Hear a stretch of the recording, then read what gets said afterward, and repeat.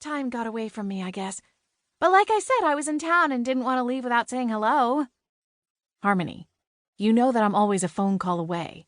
We can go to lunch, see a movie, whatever you want. But we both know that's not why you're really here. You weren't in the neighborhood, and this isn't a social call.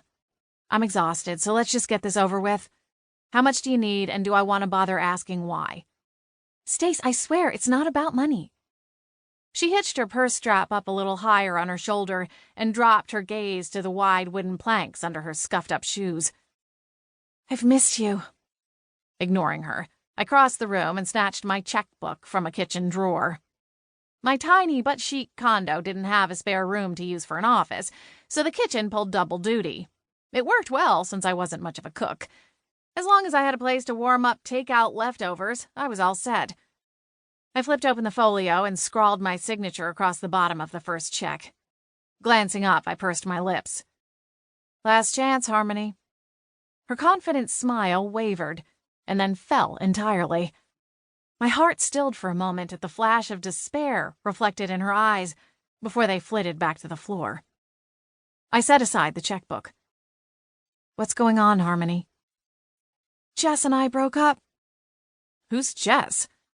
Last thing I knew, she'd been seeing some punk rock shifter named Orson, who made me feel old any time I spent more than 5 minutes in his self-entitled orbit. My boyfriend? Harmony scoffed, before quietly adding, well, my ex-boyfriend now. I kind of figured that part out, I replied. I meant what happened to Orson. I thought you were on tour with him or something. I was, she frowned, until I caught him cheating with a backup dancer. I cringed. They're engaged now, Harmony added, her voice small. That's when I met Jess. She plunked down on the sofa as though the mere thought of telling the tale sapped all her energy. I didn't know the particulars, but considering this relationship had to have lasted less than 3 months, I couldn't fully understand what was so devastating about its demise. Then again, I hadn't been on a date in over a year, so what did I know?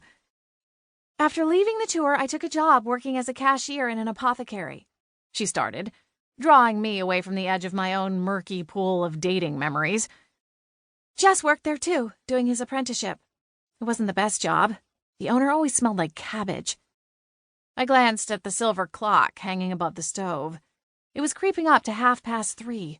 I had to be awake in less than 4 hours to get ready for work. Harmony, cut to the chase.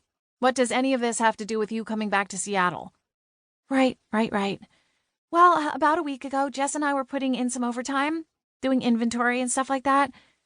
We started goofing around and, well, we kind of had this competition. You know, see who could make the craziest potion. He made one that he swore would make whoever drank it start quacking like a duck. I made one that would make the person smell like gummy bears for a week. I blinked. You were getting paid for this?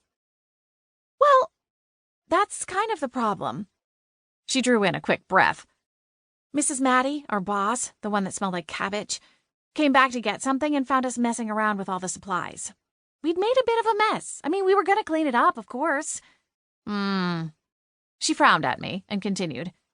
She started railing on Jess for being a bad influence and fired him on the spot. Imagine that, I muttered. I snapped at her, telling her we'd come up with the idea together, and that if she wanted to fire Jess, she'd have to fire me too. She paused for a moment and then shrugged half-heartedly. So she did. It was a familiar story. Harmony had burned through more jobs during her 4 years in the workforce than most people did by retirement. For one reason or another, things always went up in flames. And usually the one holding the match was, in fact, Harmony. She was an unnatural disaster, and I'd learned a long time ago that I couldn't do much to help, beyond periodically bailing her out. Though that plan was running thin, too. Harmony drew in a steadying breath and raked her fingers through her hair. I thought Jess would be happy that I stood up for him, but instead he kind of turned on me. Started yelling about how he didn't need me fighting his battles and all this other stuff. I tried to apologize, but he took off and left me standing on the front steps of the shop with nothing but my final paycheck and the messed-up potions. She absently patted at her purse. So I hopped a shimmer bus yesterday afternoon and rode around for a while before deciding to come here.